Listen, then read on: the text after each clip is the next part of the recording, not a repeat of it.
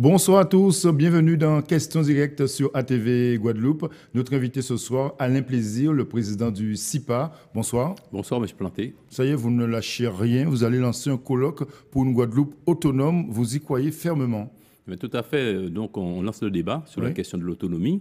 Et donc il y aura un colloque organisé par le CIPA le samedi 4 novembre à la médiathèque Paul Mado à Bimao. Oui, c'est pour dire quoi? Pour encore sensibiliser la population? C'est quoi le message? Oui, on pense qu'il y a un contexte qui est favorable, puisque vous voyez que ça bouge un peu partout. Il y a un débat au niveau de la Catalogne, vous avez aussi un projet d'évolution pour la Corse, et vous avez véritablement une volonté des peuples à s'émanciper. Et ça ne bouge pas chez nous? Eh bien, je pense que ça commence à bouger, puisqu'on se rend compte, à travers quelques déclarations de femmes et d'hommes politiques qui traditionnellement défendent le statu quo, ces personnes-là se posent des questions parce qu'il y a à la fois une politique d'austérité du gouvernement et il y a une réalité guadeloupéenne qui est incontournable. Et donc, ces personnes-là se disent, bon voilà, nous sommes en décentralisation, nous avons des compétences, mais nous n'avons pas de moyens.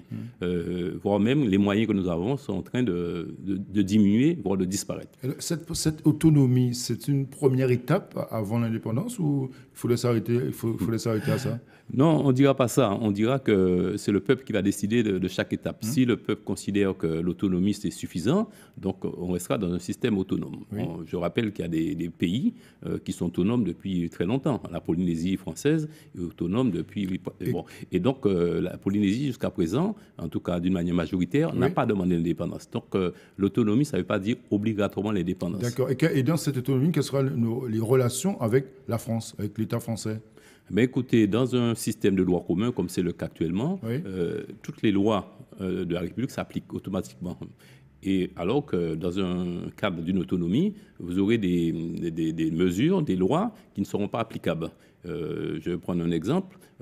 En matière fiscale, vous savez que toutes les recettes qui sont perçues en Guadeloupe, payées par les consommateurs guadeloupéens, la plus grande partie de ces recettes vont en France, au niveau de l'État français. Et donc, voilà un exemple où il y aura une compétence fiscale qui restera chez nous. Et il y a aussi un certain nombre de possibilités que nous demandons, par exemple la possibilité d'exploiter toutes les ressources de la mer. Or, actuellement, vous savez qu'on a vu lors de la question de la géothermie, c'est l'État français qui décide du sous-sol et des ressources maritimes. D'accord, Alain Plaisir. Alors, que faites-vous de nos élus, justement, pour en arriver à cette autonomie? Ils sont plus...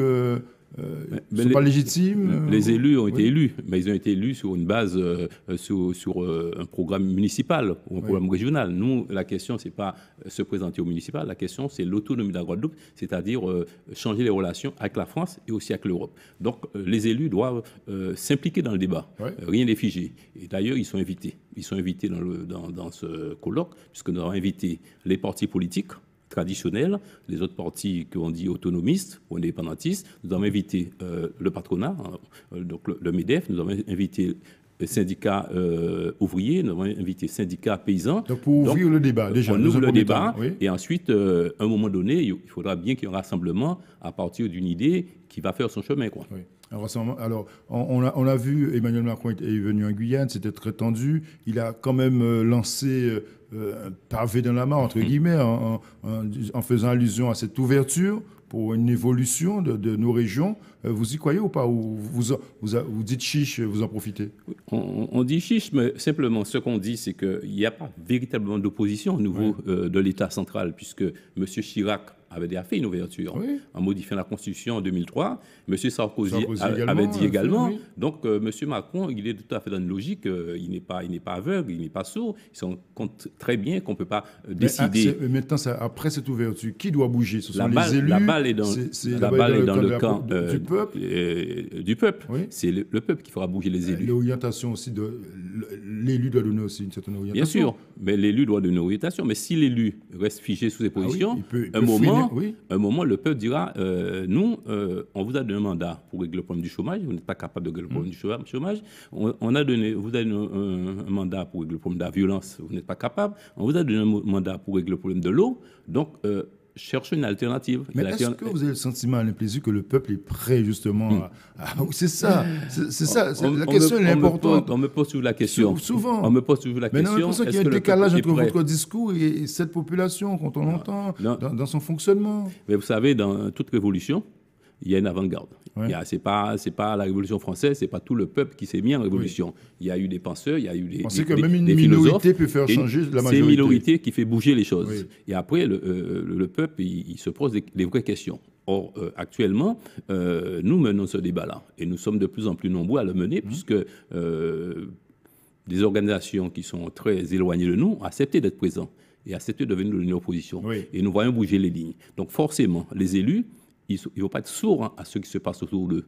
Puisque même le chef de l'État dit, écoutez, ce système-là, il est aberrant. Donc ça voudrait dire qu'à votre colloque, il faudrait des parlementaires, des personnalités des collectivités locales qui soient présentes. Sinon...